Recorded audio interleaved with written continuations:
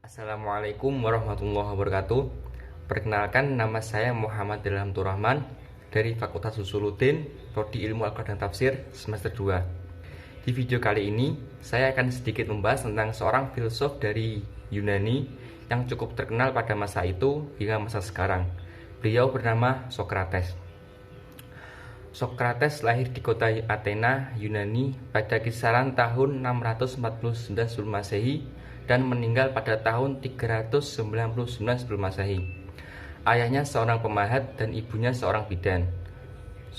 Sokrates memiliki beberapa murid yang cukup terkenal, di antaranya Aristophanes, Xenophon, Plato, serta Aristoteles. Dari beberapa murid tersebut, Plato lah yang paling sering menuliskan karya-karya Sokrates dalam bentuk dialog. Pemikiran filsafat dari Sokrates. Adapun filsafat pemikiran Sokrates diantaranya adalah pernyataan tentang adanya kebenaran objektif, yaitu yang tidak bergantung pada aku dan kita. Dalam membenarkan kebenaran yang objektif, ia menggunakan metode tertentu yang dikenal dengan metode dialektika. Dialektika berasal dari kata Yunani yang berarti bercakap-cakap atau berdialog. Menurut Sokrates, ada kebenaran objektif yang tidak bergantung pada aku dan kita. Untuk membuktikan adanya kebenaran objektif, Sokrates menggunakan metode tertentu. Metode itu bersifat praktis dan dijalankan melalui percakapan-percakapan. Ia menganalisis pendapat-pendapat setiap orang yang mempunyai pendapat mengenai salah atau benar.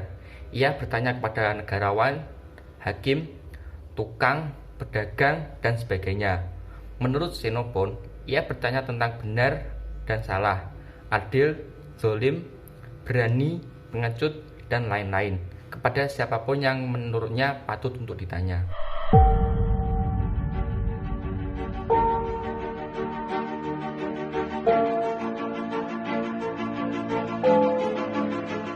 Jadi, percakapan itu berakhir dengan apiora atau kebingungan. Akan tetapi, tidak jarang juga dialog itu menghasilkan suatu definisi yang dianggap berguna.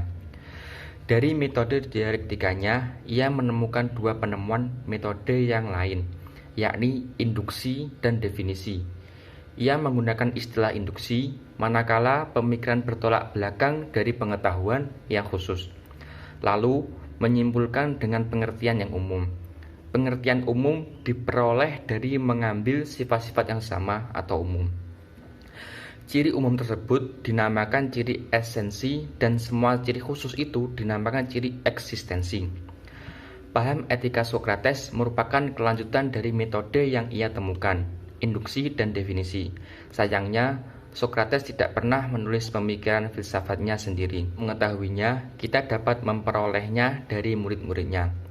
Sokrates bergaul dengan semua orang tua dan muda, kaya dan miskin. Ia seorang filsuf dengan corak sendiri. Ajaran filosofinya tak pernah dituliskan, melainkan dilakukannya dengan perbuatan, dengan cara hidup. Sahabat-sahabatnya mengatakan bahwa Sokrates adalah orang yang sangat bijak. Ia tidak pernah berlaku zalim. Ia pandai menguasai dirinya, sehingga ia tak pernah memuaskan hawa nafsu dengan merugikan kepentingan umum. Sokrates seorang yang cerdas dan bermoral. Salam mahasiswa, salam mahasiswa, salam mahasiswa.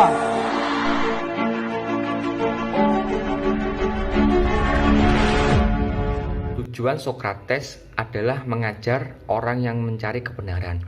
Sikap itu merupakan suatu reaksi terhadap ajaran sofisme yang merajalela pada waktu itu.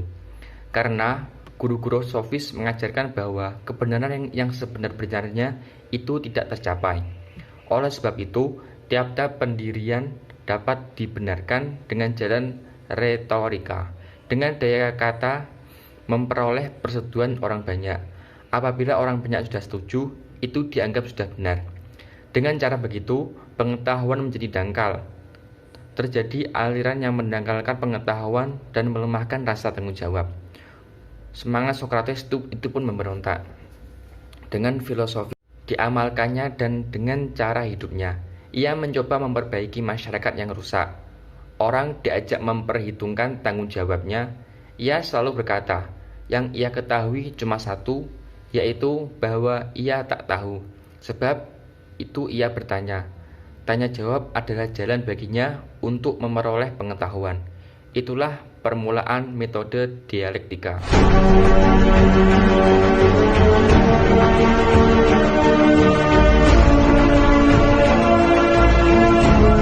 Dari kebenaran yang tetap dengan tanya jawab sana dan sini, yang kemudian dibulatkan dengan pengertian. Jalan yang ditempuhnya ialah metode induksi dan definisi. Keduanya bersangkut paut. Induksi menjadi dasar dari pemikiran filsafat Sokrates. Sumbangsih Sokrates yang terpenting bagi pemikiran Barat adalah metode penyelidikannya, yang dikenal sebagai metode Elenchus, yang banyak diterapkan untuk menguji konsep moral yang pokok. Karena itu, Sokrates dikenal sebagai bapak dan sumber etika atau filsafat moral, bahkan juga filsafat secara umum. Salah satunya catatan Plato yang terkenal adalah dialog, yang isinya berupa percakapan antara dua orang pria tentang berbagai topik filsafat. Sokrates percaya bahwa untuk satu tujuan, salah dan benar memainkan peranan penting dalam mendefinisikan hubungan seseorang dengan lingkungan dan sesamanya. Sebagai seorang pengajar, Sokrates dikenal karena keahliannya dalam berbicara dan kepandaian pemikirannya. Sokrates percaya bahwa kebaikan berasal dari pengetahuan diri, dan manusia pada dasarnya adalah jujur, dan kejahatan merupakan suatu upaya akibat salah pengarahan yang membebani kondisi seseorang. Pepatah yang terkenal adalah, "Kenalilah dirimu." Sokrates percaya bahwa pemerintahan yang ideal harus melibatkan orang-orang yang bijak, yang mempersiapkan dengan baik, dan mengatur kebaikan-kebaikan untuk masyarakat. Ia juga dikenal dengan menjelaskan gagasan sistematis bagi pembelajaran mengenai keseimbangan lingkungan, yang kemudian akan mengarah dan berkembang ke metode ilmu pengetahuan. Demikian penjelasan singkat dari saya. Kurang lebihnya mohon maaf. Wassalamualaikum warahmatullahi wabarakatuh.